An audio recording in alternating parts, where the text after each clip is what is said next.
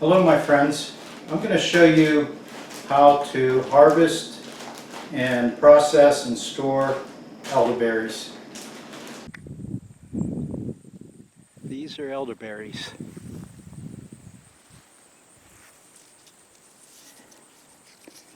Here you can see the leaf and how the elderberries are growing. Some are not quite ripe. We're only going to pick the ripe ones.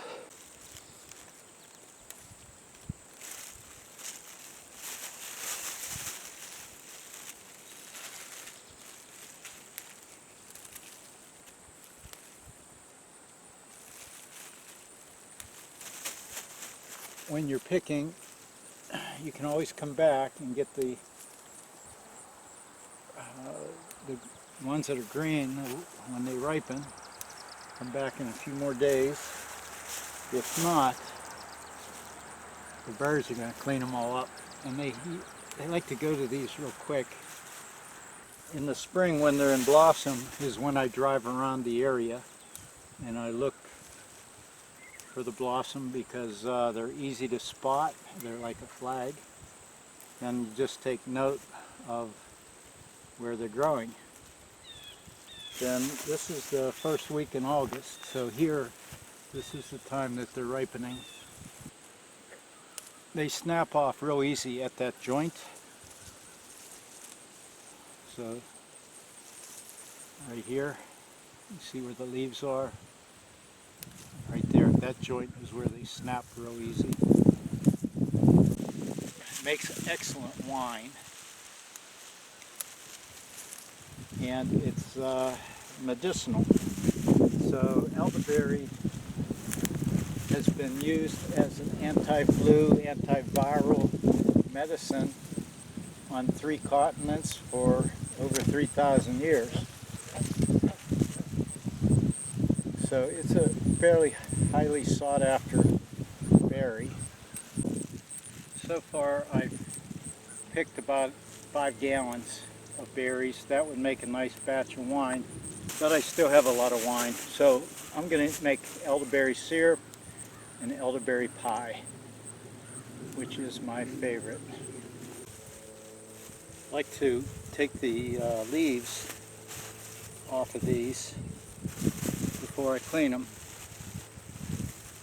or at least take them off while I'm in the field. Okay, that short pick just netted me 2.1 pounds. Okay, and I'm using a plastic grocery bag when I pick, and I'll keep them in there. The way people recommend to clean these is to take a fork and use the fork to pull these off.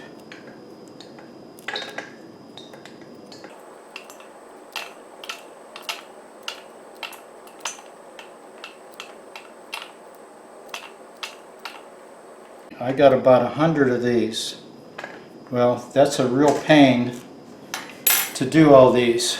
Rather than clean all these by hand, I found the best way to do this, to separate them, is to take the bag, tie it off, stick it in your freezer overnight. Freeze all the berries.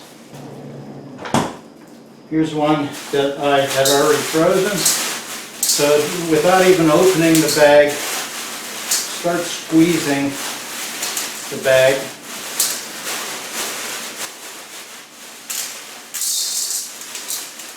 You can hear the bag rip. The berries are just falling out.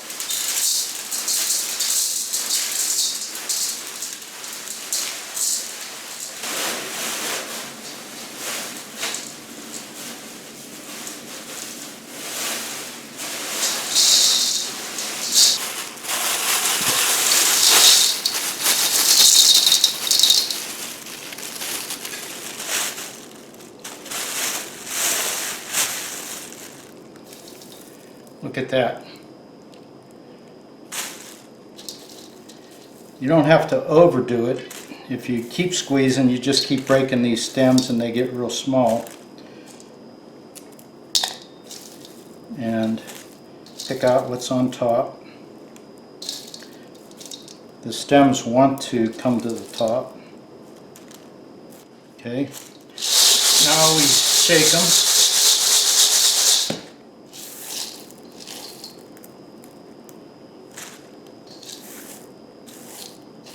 Lightly brush the top. That will allow you to collect all this.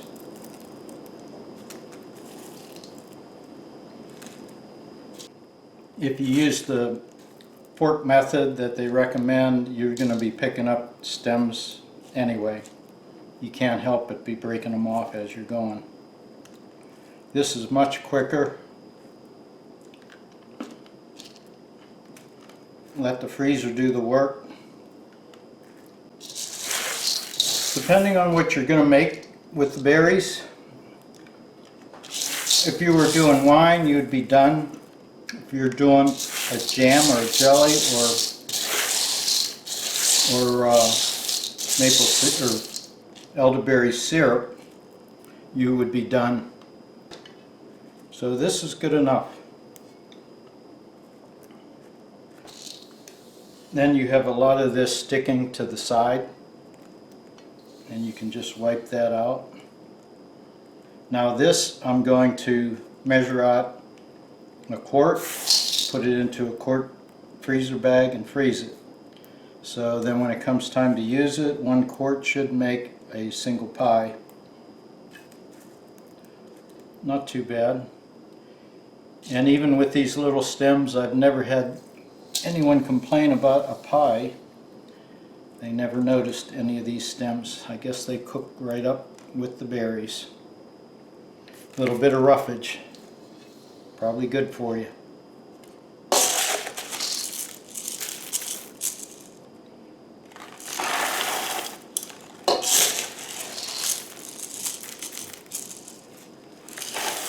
Four cups to 1 quart.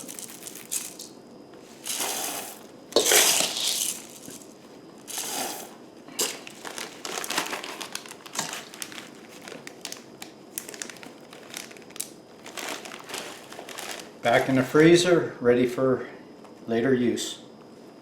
These are the stems just from 1 bag of elderberries.